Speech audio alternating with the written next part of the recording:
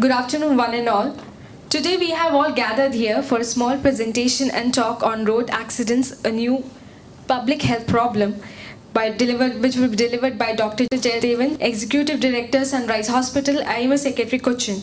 Sir, on behalf of whole MIF team, I would like to welcome you here for taking time and come down to address us. Thank you.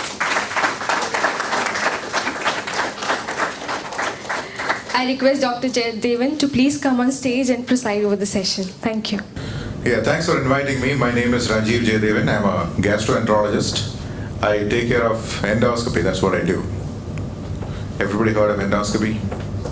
Yeah, scary stuff, right?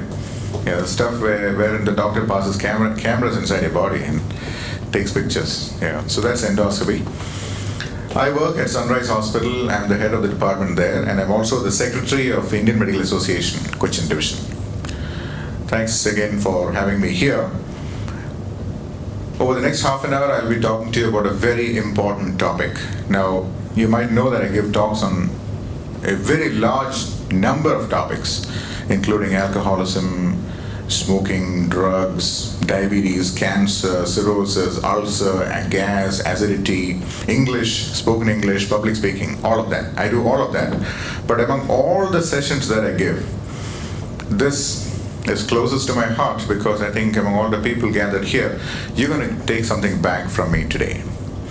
And if you pay attention, which I'm sure you will as you go through my presentation, you will obviously benefit and be enriched. And please do not stop with that. Please pass on these ideas to your colleagues and your friends and the people that you care about. This is the typical newspaper that we read every day morning.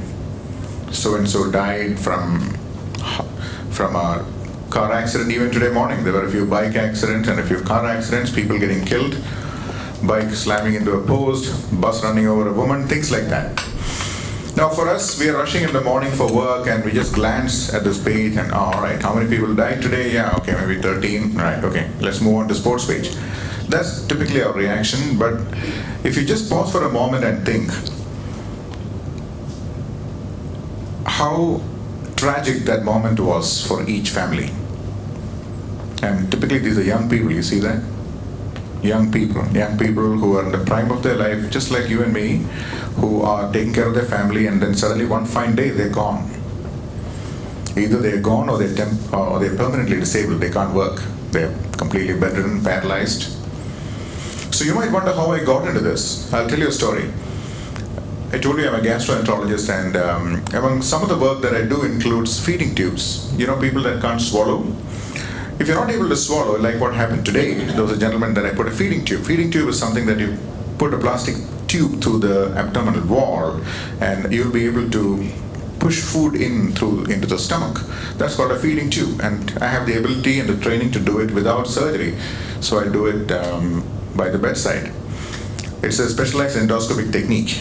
So people that are very old and who can't swallow, I do this procedure. Once I was called to do this procedure on a young man of around 45, and I went to see this man. He was completely emaciated. He was skin and bone, and he had bed sores, and it was just that his face was okay, his face was fine, he was able to talk. The body was paralyzed, he could not move a limb, and he could not swallow because his nerves were not working. And tragically in the room were sitting two old people, old and frail people, his parents, right here at Sunrise Hospital. They were old and frail, you know, people well into their 80s. The typical age, like my parents live with me, the typical age when we have to take care of them. Now, in this story, these old people were taking care of this young man's situation. All he could do was to talk. He could not swallow, he could not eat, and he could not get up. He was a liability. The people, I thought these people would be crying and all that, but they had about a year to take in the tragedy. This man was somebody like you and me. He just had a bike accident. He broke his neck, and there he was. So he was one of those that you see in the paper. So I thought for myself, this man should be taking care of them rather than them taking care of him. It is so tragic. Every day in my life I see tragedies like this. So I'm here to say that motor vehicle accidents, in fact, it is not an act of fate or an act of bad luck. It is man-made. It is a disease. AIDS is a disease. It's a product of bad lifestyle, loose livelihood, and some inappropriate practices, medical or otherwise, leads to AIDS. Syphilis is like that. TB is like that. Even chickenpox. If you don't quarantine a patient with chickenpox, if a person with chickenpox is sitting here, he or she will spread it to the rest of you. It's a disease. Motor vehicle accident is a disease. Why is it a disease? Because it has a etiology, which means it's got a cause, it's got a definite course, complications, prevention, and treatment. I'm here to talk about prevention. Often you hear about first aid, how to take the patient to the hospital. Very few people talk about what you can do to prevent it. Now, I'm not here to talk about the police, the law, the government, or the roads. No. I'm here to talk about you and me, the people. These are just some slides of my work. I work primarily with high school children. I believe that if you give them the right ideas at the right age, some of them at least will absorb the ideas and grow up to be healthy human beings. I've covered over 16,000 high schoolers in over 50 schools in our Ernakulam district. And information I'm going to present is not just my own work, it's also the work of some very excellent people who are experts in this field, including overseas experts. Primarily, I would like to acknowledge Mr. Adarsh Kumar G. Nair, who is a police officer who works for the motor vehicle department. You can see him in the papers. He often goes around, like I do. He takes classes for the general public, educating them about this dangerous disease. And a few others. Mr. Sainuddin is right around the corner. He's the Deputy Transport Commissioner, a big supporter of this program.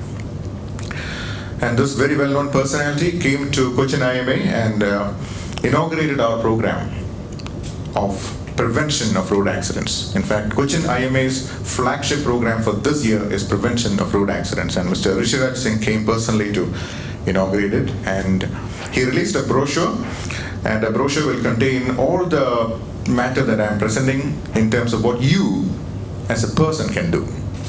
Again, it's not about politics, government, or the system. It's about you, what you can do.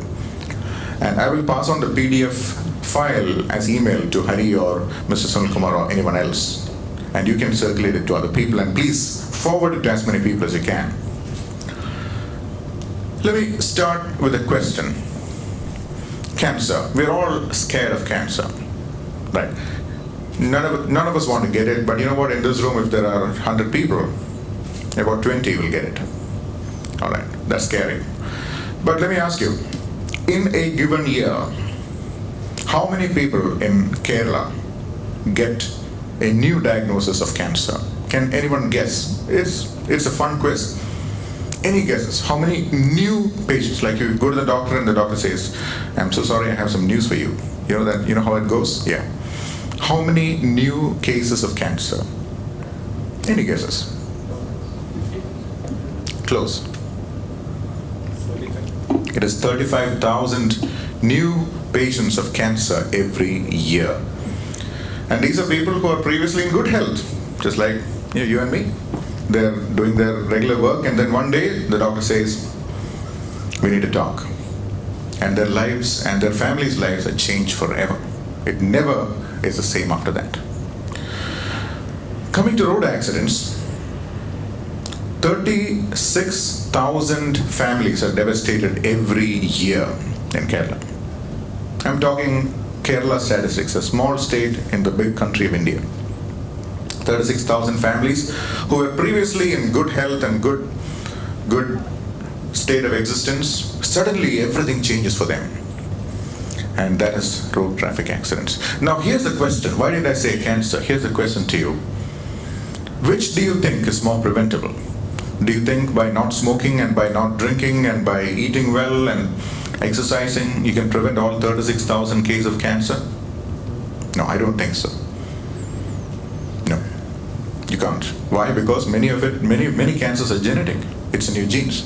The smoking just aggravates it. I don't endorse smoking. I'm not encouraging you to smoke, but I'm saying we have a law that bans smoking.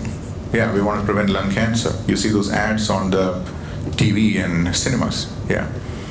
But which do you think is more preventable? Do you think we can prevent more road accidents or more cancer? I think, hands down, anybody, a fourth grader will tell you, you should be able to prevent more road accidents. You might think, hey, doctor can say all he wants, but road accidents still happen. I'm going to say that 90% of road accidents can be prevented. And this is the logic that I'm going to show you. Here's the logic. All of us know people who have driven through these horrible roads and bad traffic conditions for decades, 30 years, 40 years, and never had a scratch on their car or their body. They're not necessarily clever people. They're not necessarily more educated. They're not necessarily more intelligent. No, there's something that separates them from the rest. And this program will give you some of that. What is it that these people possess? It is definitely not higher education, because education has nothing to do with accidents. So, question is, how and why do accidents happen? I'll say this, accident is like clapping. It takes two hands to clap. For those of you that might argue for bad roads and bad law enforcement, I'll say this, that is only one hand. It's the other hand we want to think about. The other hand is this, it is human error. Human error can be translated as poor judgment, lack of training, and basically human stupidity. You see numerous examples of that every day. Every time you use our roads, you see horrific examples of human stupidity. And I see it every day in my commute. I live in Kadondra and I drive a half an hour to Kakinada. I see huge number of stupid behavior on the road. That, my friends, is a root cause of road accidents. And here is what I call eliminate stupidity. We want to take away the other hand. If we take away the other hand, this hand cannot clap. So you can have all your bad roads, but if you don't have human stupidity, you won't have accidents.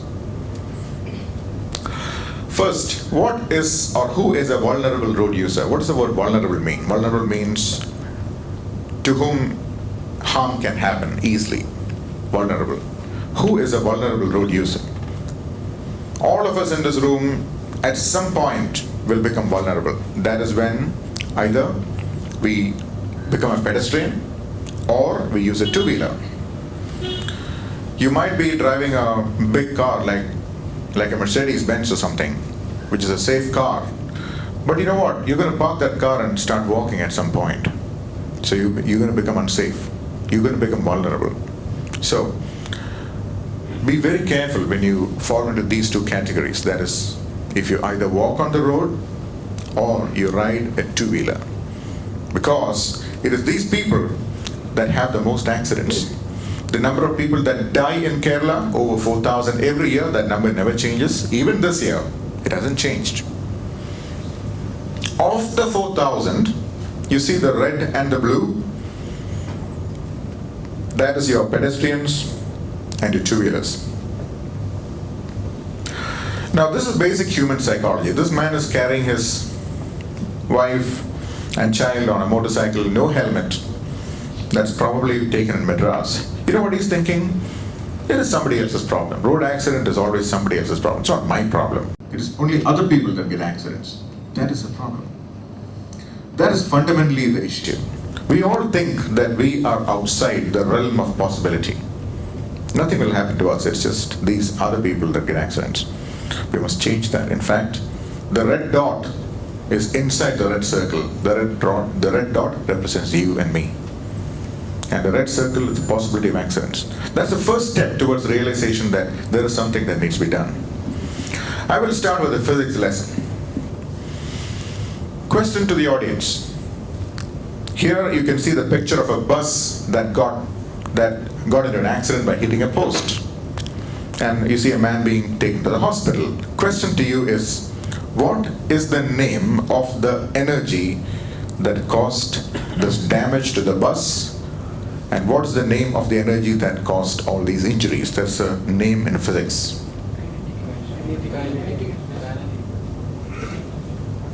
Wow, this is a very smart audience. Very good. Kinetic energy is the name of the energy that destroyed this bus and caused the injuries. Now, what is the formula for kinetic energy? It is equal to half mass velocity squared. Now let me point out the squared part. That is the most important part. In physics, we learn these things, finish the exams, and then forget about it. Including me, I had forgotten this formula. Squared has a special meaning. I'll show you. Let's do a problem. Let's quickly run through this typical physics problem. I'm your physics teacher. I'm saying, please calculate the kinetic energy of this bike rider that is traveling at 30 kilometers per hour. So his weight being 285 kilograms and his speed being 30 kilometers per hour, I did a calculation and I've come up with 10,000 joules. All right, so that is our baseline. Now I'm going to say, I'm going to increase the bike's speed from 30 to 60. I'm doubling the bike speed. What will happen to that 10,000 joules? Any takers? I'm just doubling the speed. What will happen to the kinetic energy? Yes. The common man might just say, yeah, speed doubles, kinetic energy also doubles. No. Kinetic energy is 4 times. It is not 20,000, it is 40,000 joules. And let's just say this bike rider decides to go at 90. We commonly see that on our roads. What's he carrying?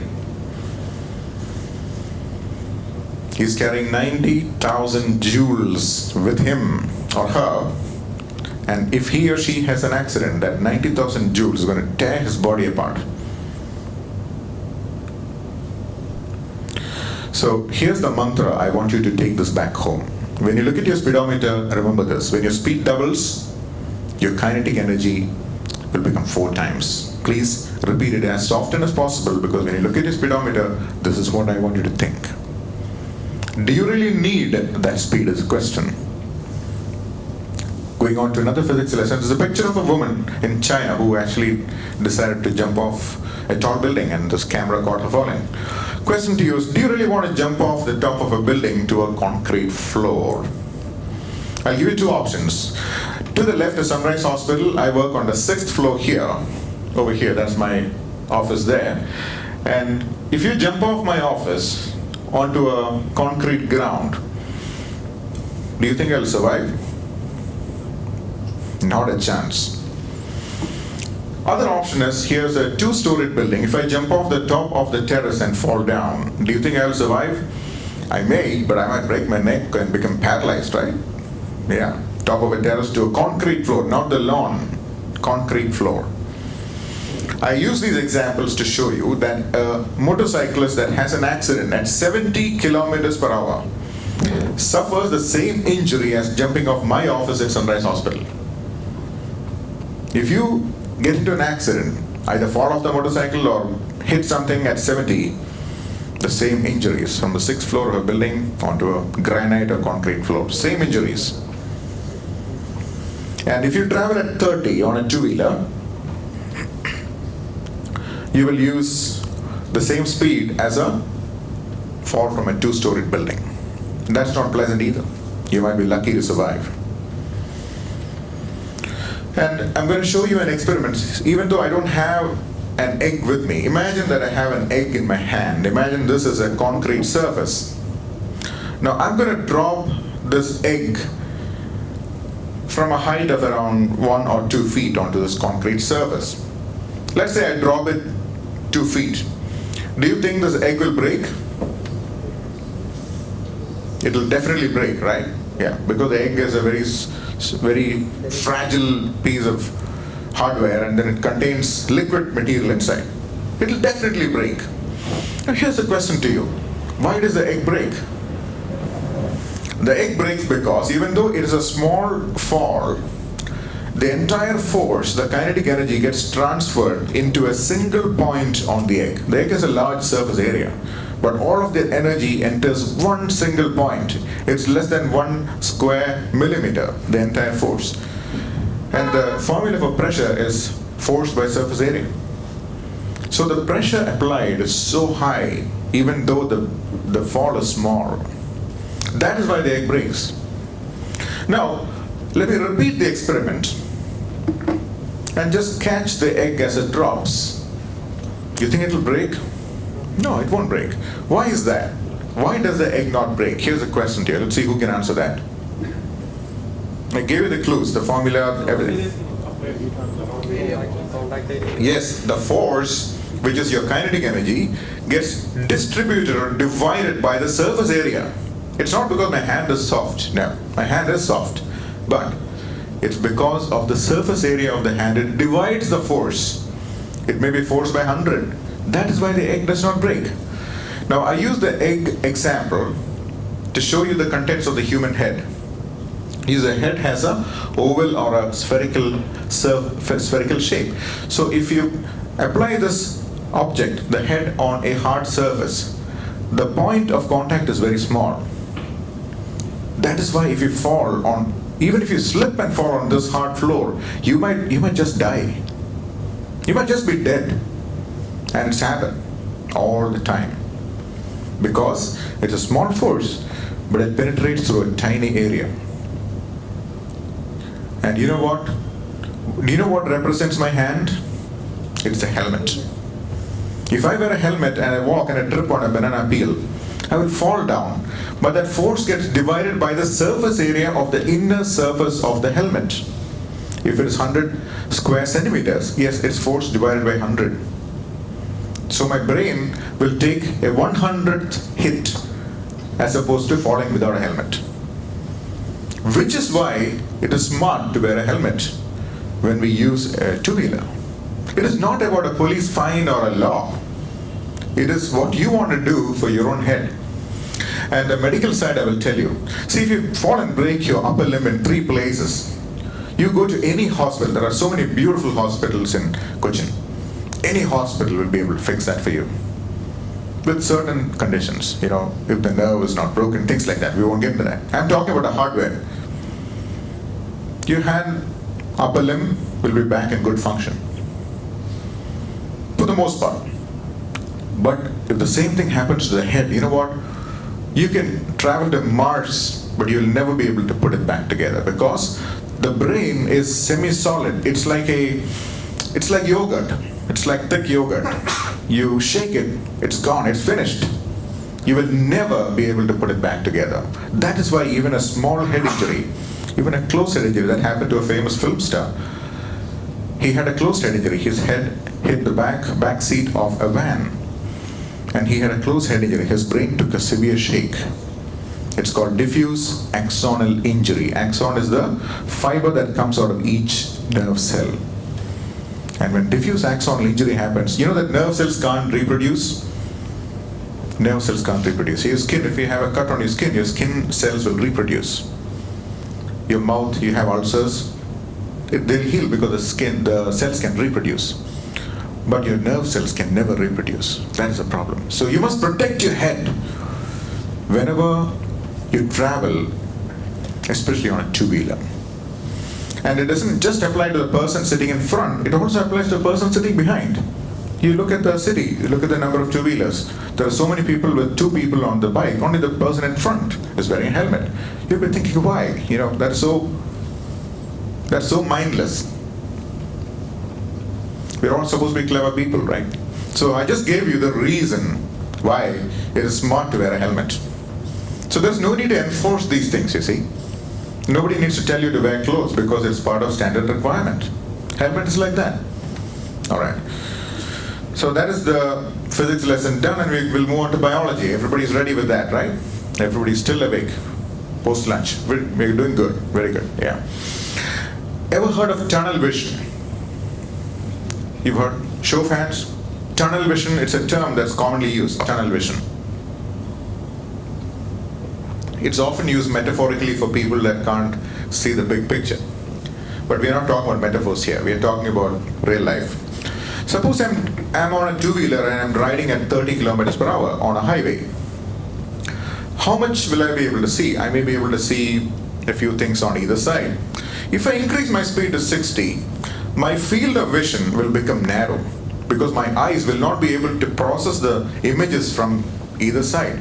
So my field I'll start seeing only you guys. And if I go even further, I might just be able to see Mr. Sunil and the people sitting behind him. That's called tunnel vision. So it's not just got to do with speed. It's got to do with what you do in the car. Can everybody see the red rectangle? You can see in the back? You can see the red rectangle? Alright. See, the red rectangle represents your area of attention. Say you're driving a vehicle. That rectangle shows how much you can see. The rest of it you can see, but you're not responding to that. Is everybody clear? Alright, see this picture. This person is driving and you can see if anything happens in this rectangle, this driver will put his or her foot on the brake. Something happens outside the rectangle, that driver will not even know. That is called the focus or the area of attention. Now let's imagine the same person is not alert and is talking on a mobile phone on Bluetooth through the speakers, not even on the hand. The person is talking on Bluetooth. You know what happens to that red rectangle? It becomes very small. The amount of images, say I can see you because your image is going through my lens and entering my retina, and my retina through a nerve is pushing all the images onto my brain. It is my brain that is seeing you, it is not my eye. So I might still be able to see you with my eye, but if my brain is not able to recognize and process it and tell you, hey, it is so and so I'm looking at, I won't see you. That is what is meant by this picture.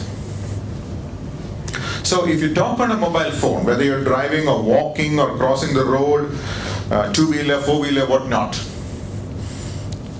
you might have an accident because there are things on the road that you won't see. That is my point. That is called tunnel vision. This is a dramatic picture. Everybody will want to look at this, and don't forget this picture. This is a beautiful picture. This is actually a picture, this is obviously a picture taken in America. This is a turn signal, green light, a green light, Fairmont Avenue written there. There's another green light, there's an American flag, a tree, and a turn sign there. Everybody agreed? This is a woman just showing that she's on a mobile phone, she's distracted. You know what she's seeing? You know what her brain is seeing? The green light is not there, the turn thing is not there, the tree is missing, the flag is gone, and the board is blank. And this green light is not there too. So you will be looking straight ahead, but you won't see these things.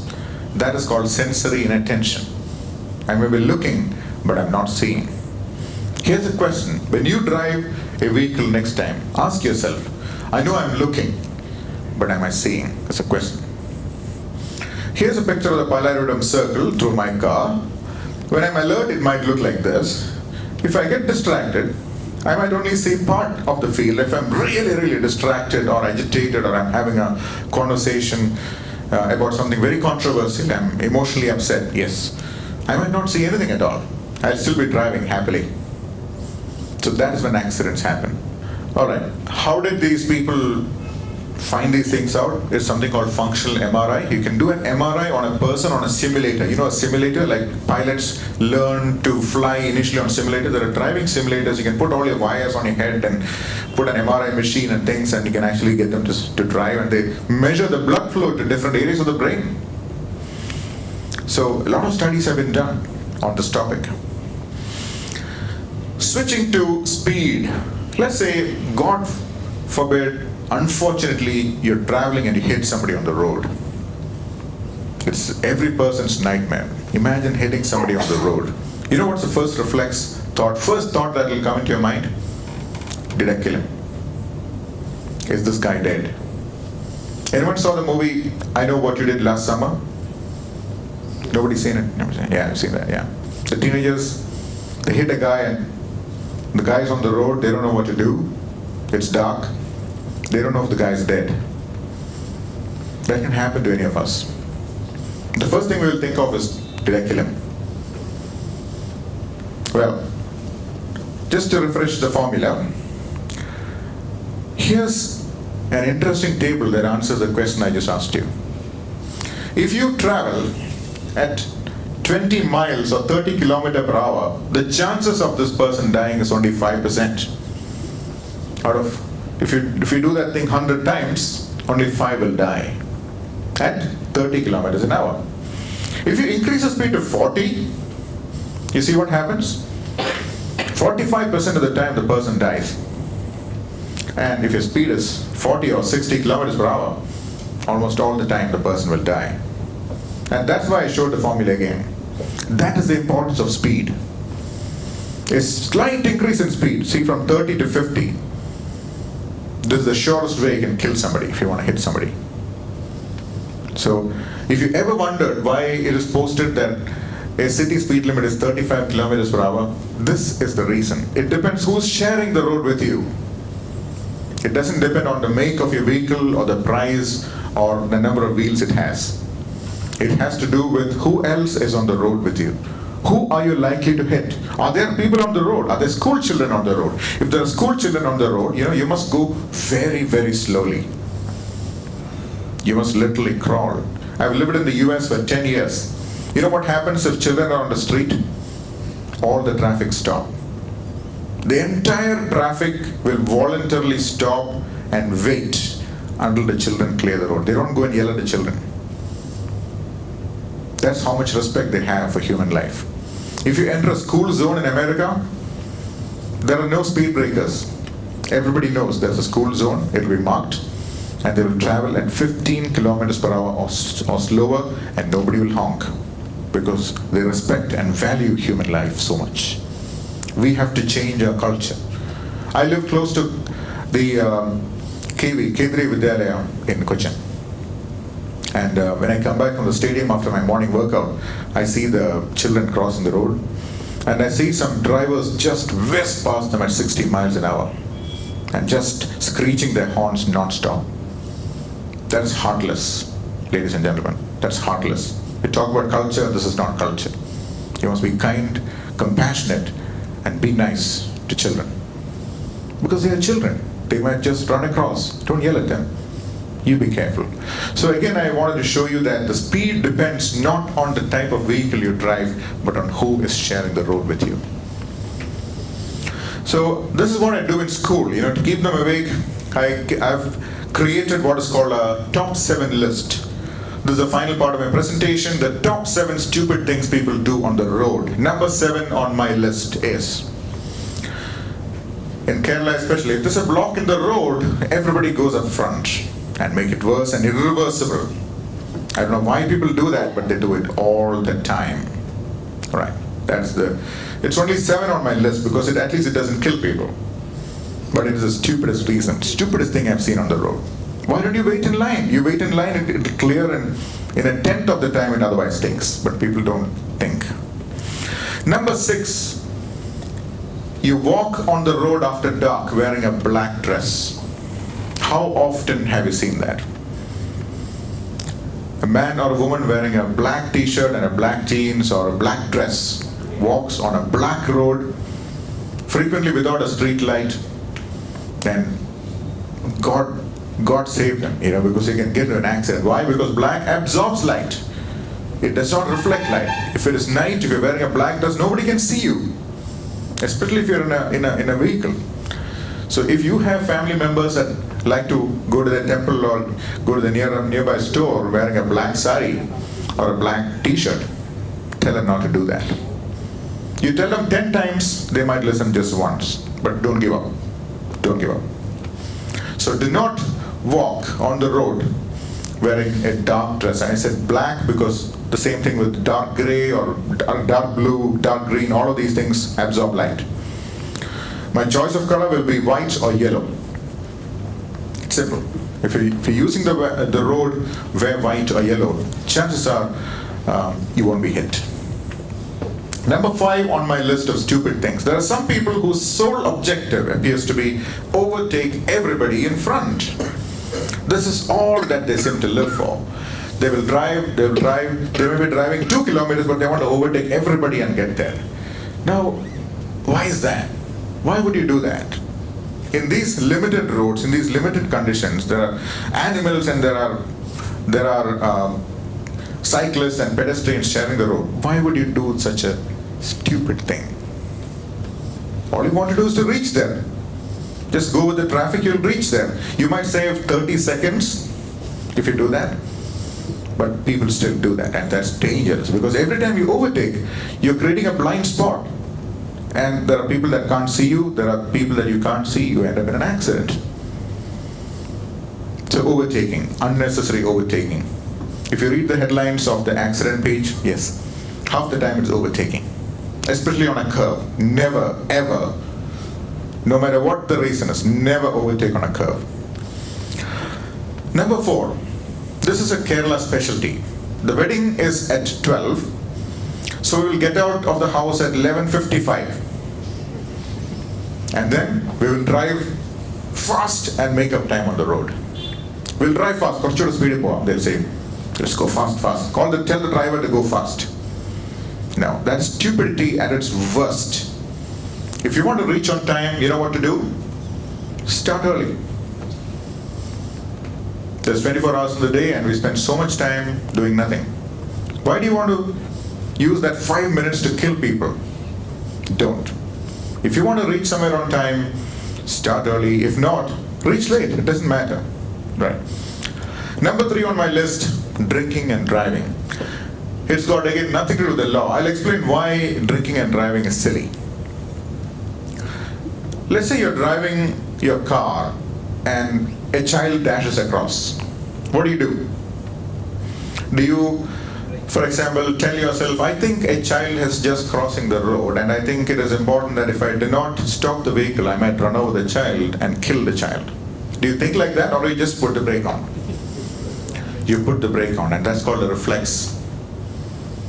It's a reflex. It's like, say, suppose I put my hand on a hot surface, I pull my hand back, and that's a reflex. I don't think this surface appears hot and heat damages my tissue, and if my tissue is damaged, then I will suffer scars. No, I don't think like that. It's a reflex. Now, alcohol damages your reflexes. It doesn't damage your thinking capacity, for the most part. I'm talking 1 or 2 drinks, but it damages a reflex.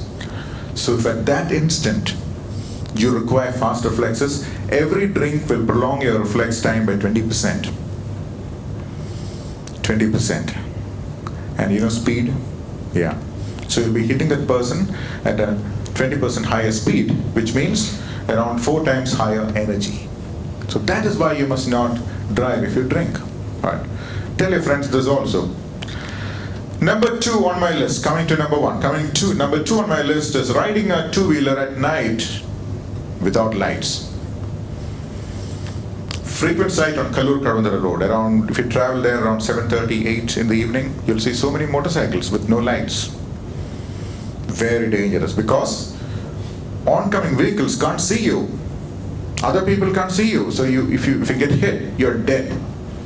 So it doesn't just apply to 2-wheelers, it also applies to 4-wheelers and even pedestrians. If we're walking on the road, I carry a flashlight or a torch when I walk at night. At least there is something in my hand that shows that I'm there. And finally, the final slide is the stupidest thing a human being can do in this time and age is step on a 2-wheeler, ride it or ride on it without a helmet. I just showed you why. Just pass on this information to people that you care about, because you might just end up saving a few lives yourself. All right. Thank you. I take this opportunity to thank Dr. Rajeev Jayadevan who had come out amidst his very busy schedule at the hospital, and he is doing it on a regular basis as part of his social responsibilities. So, sir, it is a matter of honor for us that we had you here among us and to advise us on this very important topic of road safety and how we can avoid it, or at least we can minimize the effect and the impact on the families who are going to be involved in that. Now, sir, I take this opportunity to present you a small memento from our part, so that to express our gratitude.